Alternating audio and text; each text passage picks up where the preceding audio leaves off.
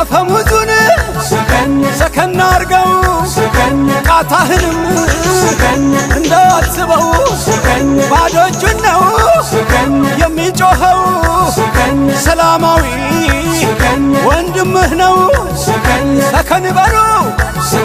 ሕዝቤን ተውት ድምፁን ስሙት አትግደሉት መንግሥት በሀገሩ በሕዝቡ ላይ ተኩስ ዘኃጢአት ይኩን